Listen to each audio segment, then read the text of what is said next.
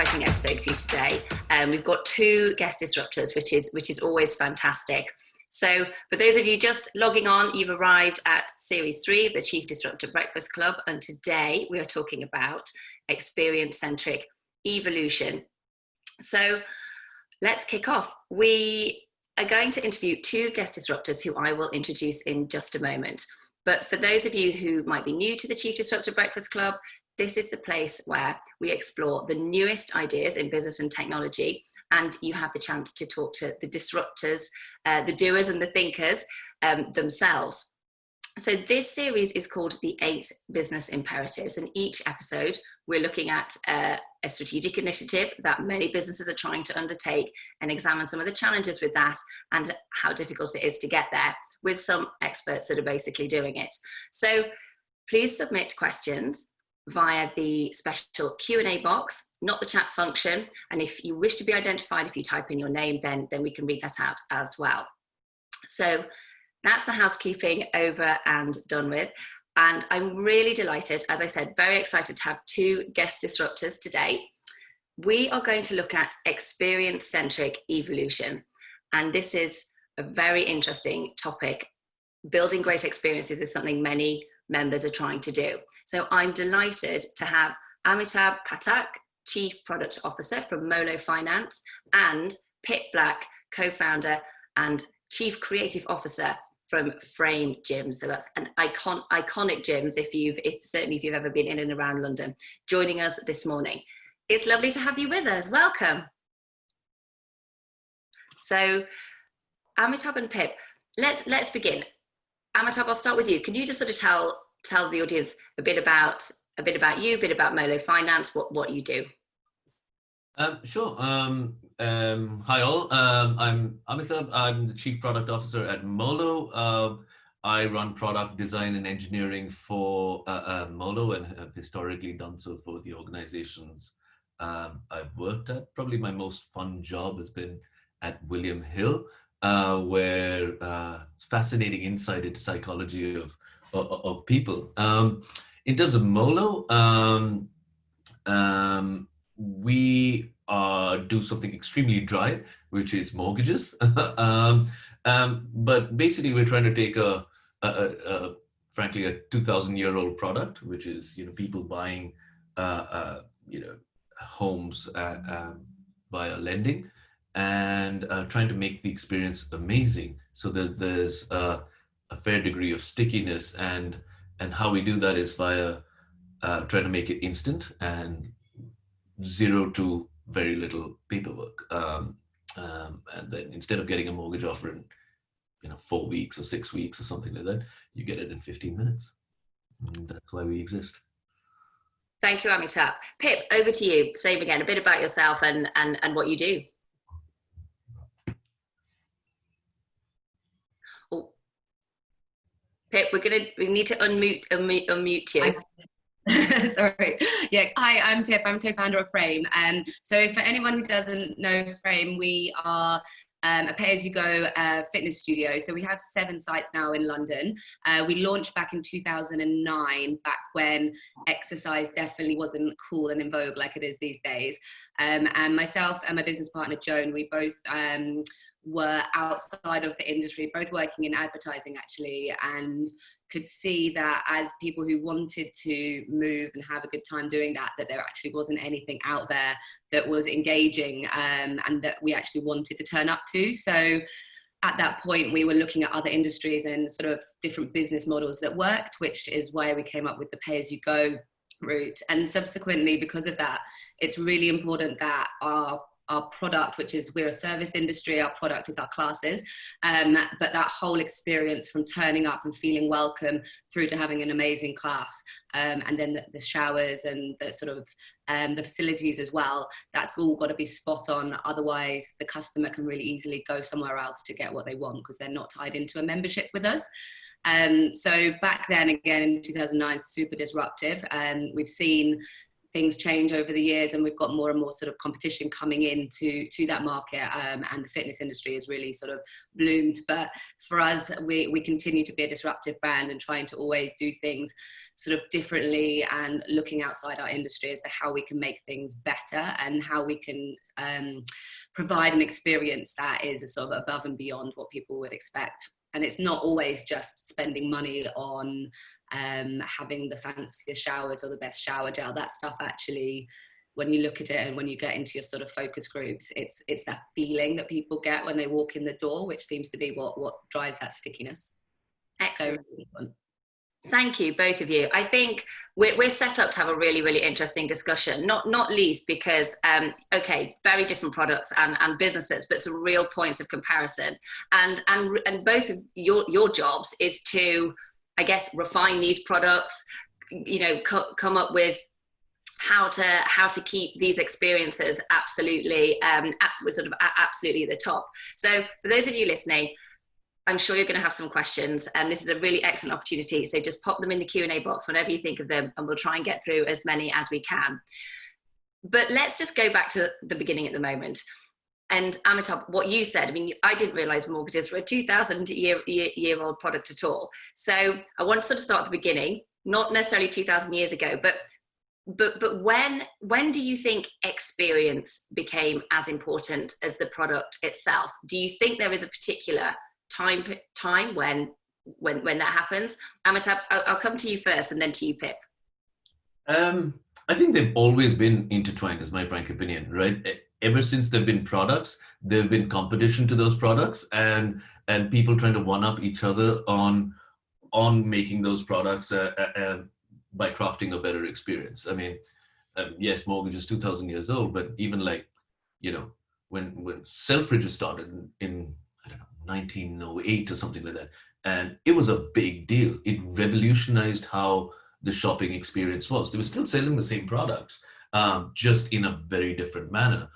Even how they did their marketing campaigns and things like that. So I think you know, that's always been kind of, experience has always been front and center of the product. If you think about like American Express, still a credit card or a charge card or whatever, but the experience is just radically different. I genuinely believe like Amex thinks about how best to solve a customer's needs first before getting into their process of how it needs to happen. And I think, you know, that's kind of the philosophy we want to follow at Molo. Absolutely. Pip, over to you. Any thoughts on that? Do you feel that there's a point when experience became as important as the product itself? And because you launched in 2009 when exercise was in a very different place. Yeah. Well, yeah, absolutely. For us, from day one, it's always been something that has been top of mind. I think we've never really used it as we've never talked about experience, or we didn't at the beginning. We always talked about customer-centric, but I think they're very intertwined in what those sort of two sort of things mean, because we've always led with what the customer would want, and it's really helped because both myself and my co-founder were the customer, so it was very easy to know what the customer wanted because we could just be like, what do we want? And that's ultimately where the business came from. I think at that point, so rewind sort of 10 plus years, there were certain businesses, those ones at the top of the game, that were definitely thinking about the user, and that tended to be back then more of probably the service industries where there was maybe face-to-face contact, or sort of added value on top, like maybe the Amex, the card, which is always obviously just by having even just the points has been like that added value. But I think there were also sort of back then a huge amount of products, whether that be sort of FMCG or even like a gym membership, where it was very much, this is our product, let's just flog it and get as many of these out the door without thinking so much about sort of the wraparound care and sort of end-to-end experience. I think, you know, the introduction of obviously like the internet, but also like now the sort of digital landscape and everyone being on their mobiles, etc., that's really, really helped sort of push that to the forefront, because the technology's there to allow a brand to be much more of a part of their customer's life, because it's not just when you walk into the shop or when you see the billboard, but like there's a constant sort of conversation with those brands that you love and that you're interacting with. great example is Bloom and Wild. I think they do this really, really well. You know, they know at what point of the day you're more likely to open that email. They know that they're not going to send you stuff at a time that you don't want. They even have this amazing campaign that you can opt out of getting comms about, say, Mother's Day, if that's a sort of a day that doesn't feel, you know, good to you for whatever reason. So they obviously just everything that they're doing is thinking about how can we talk to the customer in a more human way, in a more personalized way, and a way that really kind of sort of sits. So I think that type of, you know, really, really amazing kind of experience from end to end has sort of just grown over time with the digital products that allow that to happen. Thank you, Pip. That's interesting because it's brought us straight into user-centric or customer-centricity and what that is. And, you know, that was a real buzzword. I think I remember putting together events on customer experience back in 2009, and it was a new thing. That was a buzzword. Amitabh, sort of back to you and kind of on this subject, what really defines a user-centric or a customer-centric experience? What does that gold standard look like? And is it different for a digital product? Okay, you know, as you can tell, I'm a big fan of American Express, right? So, I mean, I had a recent conversation with them, and I just kind of forgot about, I charged something and I forgot about it, and I didn't pay it off. And I called them up and I said, look, you know, I paid off the balance and things like that, but you charged me this late fee, and you know, can you revert that? So, sir, have you checked your account? I'm like, no, not really. Why? He says, it's already been reversed. And that kind of thinking is what amazes me every single time. In terms of a digital context, I would say Amazon, right? I'm not sure about how well they treat their employees and things like that, but from a customer-centric perspective, you know, if you think about small, subtle details about, you know, if you trust the customer and 99% of the time they're not trying to con you, it's probably cheaper, faster, and a better customer experience if you just refund it, no questions asked, right? If you're having a problem. Jeff Bezos still has his email address public, and he still occasionally reads them. I don't know how many he reads, but at the end of the day, that kind of, you know, sheer, you know, customer front and center of every proposition that Amazon releases. I mean, they have this great model called PR FAQs, which is like, if you had to think of something, what would your press release be, and what would your FAQ section be? And that, you know, takes out that context of you know, what do we as a company want, right? Now, what are you selling? In Molo, we have this kind of rule that nobody gets to say, you know, I want this or my team wants this. It has to be, we have, you know, primary stakeholders, customer, regulator, funder, right? If it doesn't serve one of these three people, then frankly, we don't care, right? So everything that we do has to be framed in context of as a customer, I would like this, right? And that's the kind of perspective we like to go with, and also kind of the flip side to it is also kind of, you know, customers may not know what they want and things like that. So there's always a qualitative side and a quantitative side, and you know, try to, you know, merge the two and see where you get. Thank you. I mean, both of you are describing this sort of relentless focus on the customer. But what I'm really interested to know is some of the specifics about what are the barriers to doing that? Because it seems like it's an easy thing to describe, but it's hard to execute. Both of you execute it really well. Pip, thinking about sort of how that customer centricity has evolved specifically at Frame. I mean, were there any kind of bumps in the road to getting the experience right? Yeah, I mean, absolutely. I think as a sort of small growing business, there's always things that you can do better. And, you know, even 12 years in, we're still continuously refining and trying to improve and change things. So absolutely, there's been a lot of bumps. But I think the reason why I guess Frame has succeeded is because our vision and our mission of what we're trying to do has never changed, and our brand values are very clear to everyone that works at Frame, and hopefully to people outside of the business, our customers as well. And it's all just focused on how it makes you feel. So a lot of fitness studios traditionally is like, how skinny can you get or how ripped can you get? But for Frame, it's all about how it makes you feel. So similar to actually to what Amit was saying a second ago, like we have what we call our creative brief. So whenever we're making sort of big decisions, and this goes not from like necessarily a marketing advertising campaign, but right down to like sort of changes to org structure or our diversity and inclusion committee, or any decision within the business, we always like at the end we're like, okay, so how would that make you feel? And we answer that question, and if it makes the customer feel good in a positive way, whether that's like energized or happy or like someone's listening to them, all these positive terms, then we're like, okay, that's the right decision to make.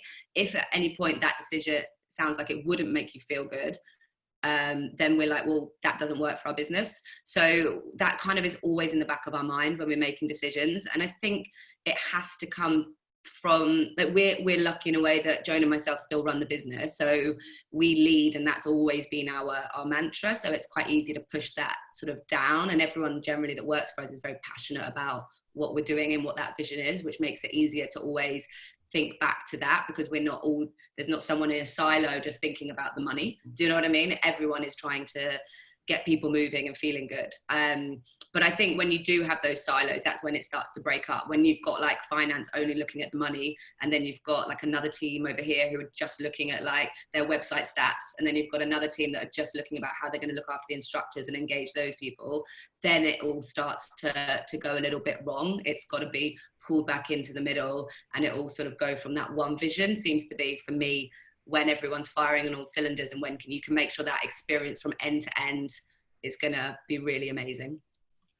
Absolutely. Amitabh, is passion, is that how you overcome barriers at Molo Finance and sort of, keep your product and that experience and that iteration going? How do you do it, and what barriers do you face? I mean, like, I think from a failure standpoint, I think it's natural to fail. I mean, I've failed so many times in pretty much everything I've done, but I've tried to keep my failures low cost. And people say that about kind of this fail fast model, but it's super important that you're able to fail fast and you're able to capitalize on your successes. And the reason why we've been able to kind of pull through some of these things is that we've really nailed down on those successes and kind of made it a long-term thing. And we tried several experiments. Some of them, made it big, and some of them, didn't work out, right? And I think that's the key to kind of building a successful model. Nobody knows all the answers up front. That's the reality, right? We had I mentioned earlier, right, that, speed is really important for us, right? 15-minute mortgages, right? Who wouldn't love that, right? So we tried to get it, so when we launched, it was actually like a 15-second mortgage, right? So it was like, and actually the decision is made in milliseconds, right? Because it's just data, it's just processing of data, and bang, here's your decision. It turns out that it was just too much for a customer to handle and process, right? It was, they're used to dealing 4 weeks, and everybody was confused, like, wait a minute, am I done? Is that my offer? Like, do I need to meet somebody? No, it's all good. Here's your offer. It's a legit offer. Like, is this a real thing? Like, things like that, right? And actually, then we said, okay, actually, it doesn't need to be speed at all costs. There's an education process. There's we need to explain some of these things and why we're doing it, what we're doing in the background. Otherwise, it seems very arcane. Skyscanner and Kayak do that to an amazing degree, because when they're like, oh, looking for your flights. No, they're not looking for your flights. They already know what your flights are, but they're trying to build that psychology in you to think that they're doing a lot of hard work. So those kind of missteps you have along the way. I remember way back when we'd actually launched one of the UK's first Apple Watch apps. We thought this would be the next big thing, and it didn't. It wasn't. It was a super fun project to work on, but people just didn't want to, do betting on an Apple Watch, right? It's just didn't happen. So you never get it right the first time, but you just build and iterate and capitalize on your successes. Thank you. I think you both highlighted some really interesting things there. You know, yes, having great teams that are passionate, but also about this. It is about this iteration. And it's really refreshing to hear as well that speed in this case, what it was too fast for your customer. Because I think one of the things that you can see is, great businesses, you're educating the customer, and then they are educating you, and you've got this, this great sort of virtuous cycle. So let's just sort of think about the last few months, however, because both of you, have had some really interesting experiences. Mortgage applications clearly hit a big pause for a while, and exercise, had to shift rapidly online, and various pivots going on in all over the place. So what's been the impact on your products, and what has this taught you? Pip, I'll come to you first. Yeah, absolutely. So as you mentioned, Jess, we've within 8 days of lockdown, we had pivoted and launched our online product, which is quite interesting because we've been talking about this for probably about 10 years, and this was the thing that forced us to do it. So in a way, I think, that's the one positive to come out of this whole situation. And I think kind of going back to this iterative approach, we were very aware at that point that, again, this comes from a customer-centric sort of business model. We were like, okay, right now what we need to do is keep our framers engaged with the brand, and we need to keep them moving, because we're very aware that this situation is not good for people's mental health. So number one priority was to get content up there that people could access, that would keep them sort of moving, because there's huge benefits of doing so. So once we kind of had that, it was much easier to just be like, okay, we don't need to have the biggest all singing, all dancing, kind of fanciest sort of tech platform here. We just need to get great content to our customers in a way that works, which was actually really, really great, because I think prior to that, when we have been thinking about it in the past, when you start doing customer research and looking at what's out there, there's obviously sort of gold standards in online exercise where they've spent a huge amount of money, like your Pelotons. There's a company called Fit. They've all spent millions of pounds on creating this sort of website that can then track your points, and you can compete against other people wherever. And it's quite easy to get sort of pulled down this sort of tunnel of God, okay, we're going to have to build something that's as good as that, which is going to cost us, a minimum of 10 mil. And actually, how are we going to raise that kind of money, considering we have no experience in online fitness? So, but because it was actually, this is just for our members to keep them moving, it enabled us to go down the route of actually what's most important to them. And it's to see familiar faces, to have incredible instructors that have personalities and energy, and that's what sort of makes a frame class different, because of the nature of the way that people are teaching them, really. So managed to shift online.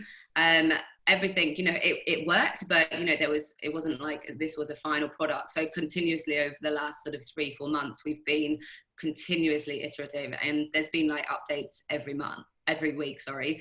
And then halfway through, we launched our live classes. So that means then we were able to pull Zoom into this platform so that we could have sort of face-to-face classes on a live timetable. And then even the reporting side of things, which you don't think about, but that wasn't in place at the beginning, because for us it was get the product out there so the customers can experience it, and then we'll kind of work on that stuff in the background as we're going along. So it's been building, and we're still far from being there, to be honest, but it's been really intense journey, because you think this is an entirely new business, and we've run it with a very, very small pared back team of people who've never done online classes before, and we're not really a tech heavy business. So a lot of the people in our team are brand people, or they're great with instructors and the relationship people, but we don't have a tech team. So it's been a huge learning curve for everyone, but ultimately I think because everyone, I sort of link it back to the team and being passionate about making sure that the experience is good, and we don't want to be embarrassed and having to explain to people why the experience they're used to getting at Frame is no longer there. That everyone's just sort of really, throwing themselves into the deep end. We've done a lot of consumer research along the way, so both through surveys, but also we've held quite a lot of small focus groups, which has been invaluable, not just for our online product, but also how we reopen in a couple of weeks' time and what people will be expecting. And I think that's also really important for a business, because we can, in our heads, like come up with all of our ideas of what everyone thinks, but actually it's quite interesting when you do put it out there what comes back, and sometimes it's quite contradictory to what sort of the team were thinking would work. So that I think that's really important as well, to get, not just have a very clear vision of where you're going, but also along the way be happy to take on that feedback, and sort of, even though you're going to the same place, the way that you get there is always sort of, you've got to be flexible in how that kind of works out, because there's been a lot of wobbles along the way, but it's like we always know where we're headed at the end of it. Yeah, absolutely. Thank you for that. I think lockdown experiences in all businesses have become fascinating. And I think for many, probably an understanding of the customer has developed that would not have in other circumstances. Amitabh, tell us a bit about Molo and the fact that, mortgage applications, I guess, just pause. I mean, how's it been for you? Wow. So first of all, Pip, if you need some help, give me a shout. I'm happy to help. In terms of kind of mortgages, right? It's been bittersweet, I would say, for us. It was such an unknown period for us, right? So we've suddenly had to be, far more conservative in our approach. And so we don't know where the market is going from a mortgages perspective, from a UK property perspective. At least we didn't know at that time, right? So so it's okay, hold on, let's pause on this a little bit and let's see where this is heading. Turns out actually it's not that bad, right? And people are still keen on getting mortgages. Government's announcing various different measures and things like that. As chief product officer of a mortgage company, right, it sucks that you can't really service your customers' demand. And for us, it's been a little on the opposite side. Actually, we've not invested any marketing in this period, and customers are literally banging on our doors to say, can you please give us a mortgage? Because there's this explosion of the digital adoption that was predicted to go kind of like this, and suddenly it's gone down and then gone up like that. I mean, you see this with Amazon, you see this with grocery stores, you see this with mortgages, right? So suddenly there's this that latent demand that people would have got to eventually for digital mortgages, and suddenly it's exploded. And then I'm unfortunately in the unfortunate position of saying, well, actually, just hold on a little bit and we'll get back to you, right? But hopefully things will get back to normal. I'm quite upbeat about what the government's doing in this area. Somebody's going to have to foot the bill at the end of the day. That we will leave for another conversation. But yeah, I mean, as a mortgage tech company, right, we've had to inherently tame our aggression, and be aggressive, be the disruptor in the industry, and then kind of be a little more mellow. Thank you. And you've mentioned something there about being a disruptor, which I want to come to in a minute, because it's something that everyone wants to emulate, but it's not easy to do. Before I do that, I do want to remind people to pop a question in the Q&A box, because we've got time. So as soon as anybody sort of feels a burning question, pop it in there, and we'll be able to come over and ask those and put those questions to you. But just sort of back to disruption, because Pip, you actually also mentioned this, that at the beginning, you were this disruptive force. Now, how do you stay a disruptor? Because people start to get the ideas that you've had and try and execute them. And that's a lot of pressure. So how do you deal with that? Yeah, it's so true, isn't it?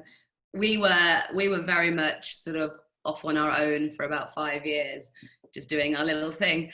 And then suddenly, there was a point in about 2014 where just everyone clocked onto the fact that there was something going on here, and there was a huge volume of fitness studios just opened, and have continued to do so.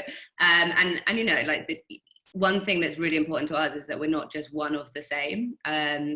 we do stand out in the crowd. I think that's just purely because of our kind of our focus on this feeling good, and the fact that we're, you know, if you have ever seen our brand, it is like the brightest, like sort of, it's like we just vomited like color all over London. And for some reason, none of the other fitness brands have kind of caught on to the fact that works, and tend to still go down this very kind of like harsh black and white sort of like ripped bodies. Like they haven't worked out that there's a huge market out there that's terrified of this, but which is good for us. But in terms of continuing to disrupt, I think that's a mindset, and that's an entrepreneurial mindset. I think both Joan and I are entrepreneurs sort of by nature, and the fact that we're driving the business means that it's never just, and there's pros and cons of this, by the way, because it means that we're not very good at like just running a steady ship, which potentially would be a nicer situation, probably easier for all of our staff. But we are always sort of trying to push boundaries and come up with new ideas. And like Amitabh said, like some of them work, some of them don't work. Like, you know, we've launched clothing lines, we've launched all way before anybody else used to do it. When we launched Shoreditch back in the old days, we launched with a toast bar, which seems weird, but then like everyone started having cafes, and we're like, oh yeah, that's like, we'd have a toast bar and coffee. You know, back we used to have wine after like classes on a Friday night, and now, you know, there's quite a lot of studios that are like, oh, stay for your Prosecco.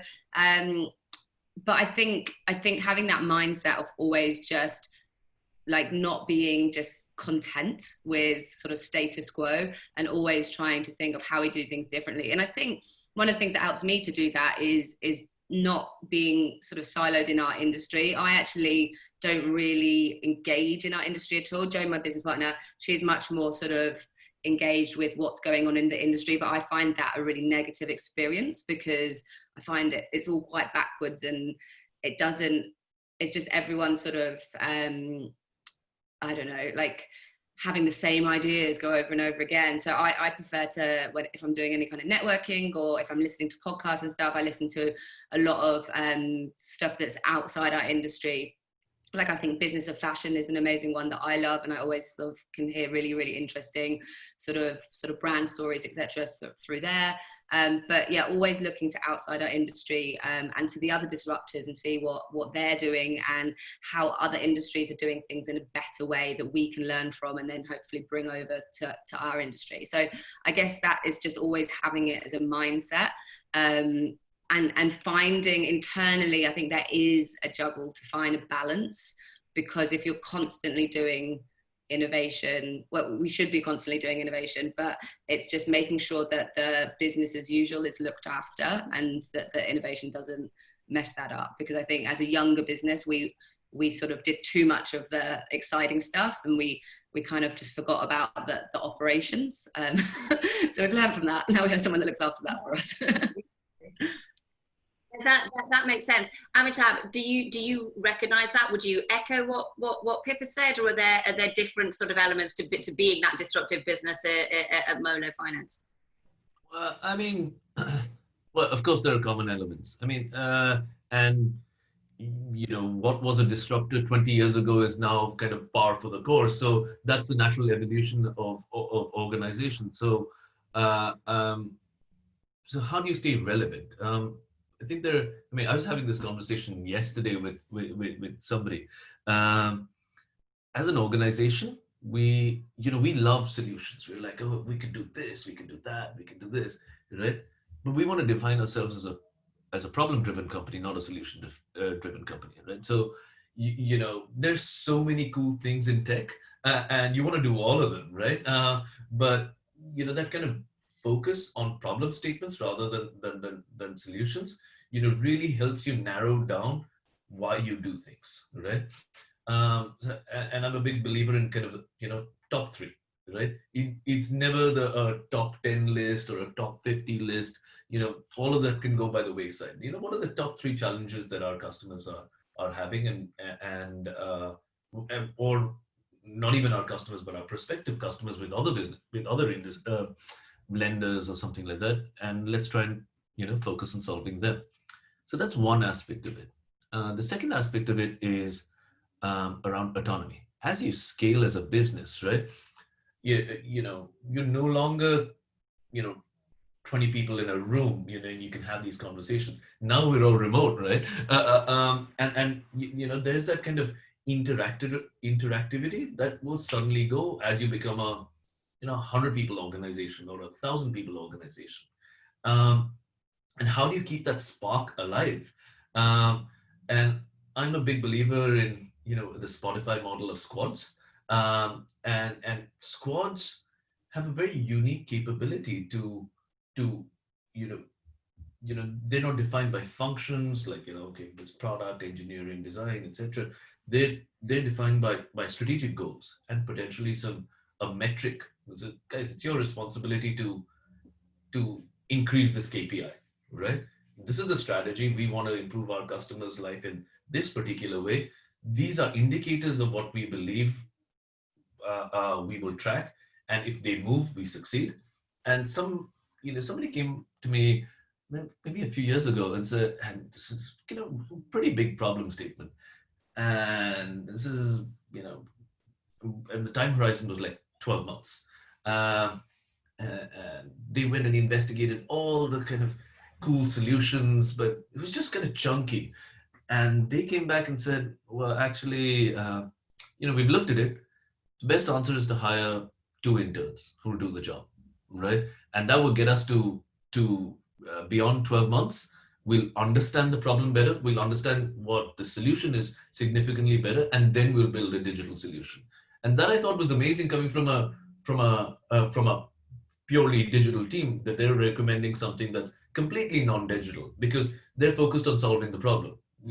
Whether it's their team doing it, not doing it, etc. But they had the autonomy to make that decision. And I think that autonomous element of it, while setting some kind of broad guidance, is super important from a creativity standpoint, and still having that spark of I have this great idea, let me go see what it does, right? And that capability and that acceptance of failure, that don't stress out if it doesn't work out, right?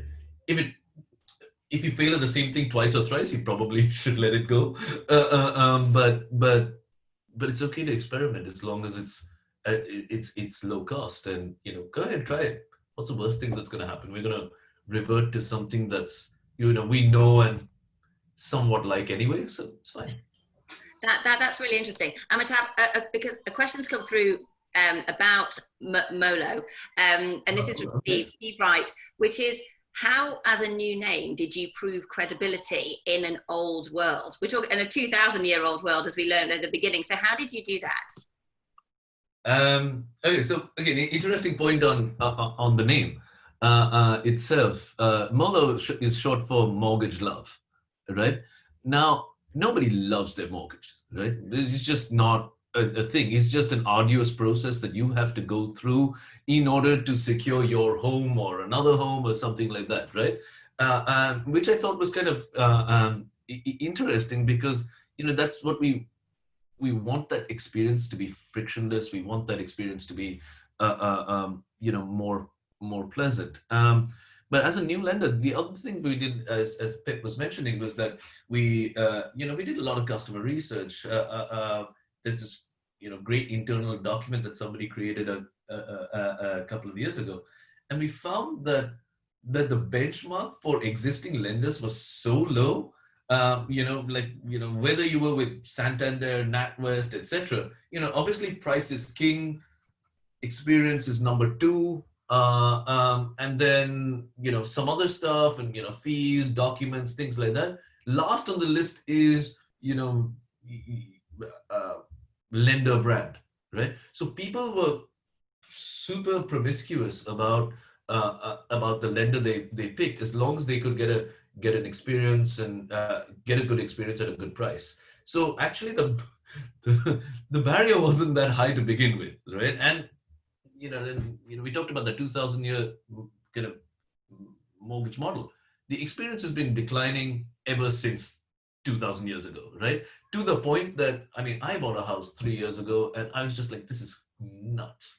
I've never had an experience like this. So I think that's also kind of plays into our our part, and we make it very front and center of our model. If you go to our website, what do we stand for? We stand for, easy, fast, and cheap. Right? That's, as long as you can kind of, Dominic Cummings style, keep it short and simple as a message. I think that resonates a lot with people. And if you're not completely out of the ballpark when it comes to your pricing, people will come to you.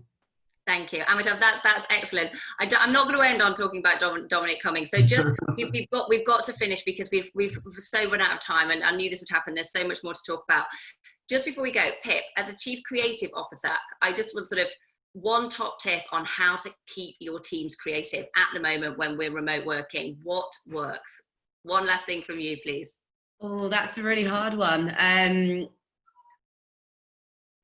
Creativity at the moment, I think, is very difficult, especially when we all know that if you sit on just Zooms for hours on end, that's nothing worse that can sap your energy and your creativity.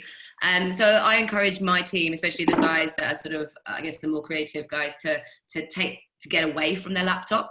For us, I know this is sounds a bit weird, but I think exercise is really important, whether that's going for a walk or doing whatever, doing some yoga or something. It's just to get out of the funk of where you're at and to remove yourself and get back into your body and sort of recenter so that you can go again. Take breaks. I think it's really easy at the moment when we're just sat at, in a table in our house, we sort of forget. You can go a whole day and you're like, I've not literally moved from this one chair for 8 hours, all trying to hide from our children. But actually, probably for me, learning that, every couple of hours, just leaving the room and going for a walk around the house even, and come back. And then you're going to be in a much better sort of headspace and sort of open to more sort of creative thinking. Because I think if you do just sit in the one place, you just get tunneled, and it is so difficult to sort of, for your brain to think of anything other than just going down that one tunnel. So yeah, I think breaks and exercise are really important. And it's been really, at the beginning, it was so much easier to get everyone involved for fun team building activities, but people just don't want to get on Zoom anymore, to have a team building thing. So I think it's more about encouraging people to go off and do the right things sort of where they are. And then we come back together to do our work together. Thank you so much to both of you. Really fantastic to talk to you. That's been absolutely invaluable. Two fantastic businesses, and I think everybody listening is excited to see what happens next. So thank you so much for joining today.